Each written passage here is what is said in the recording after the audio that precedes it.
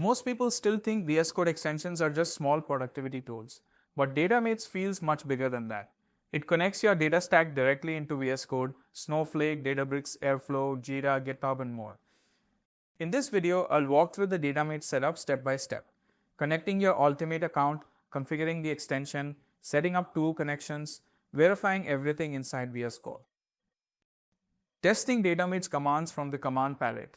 If you are working in modern data engineering workflows, this is honestly pretty interesting to explore. And in the next video, I'll show how to connect and use Datamates with Cloud Code. For now, this video is focused purely on getting Datamates installed and configured properly inside VS Code.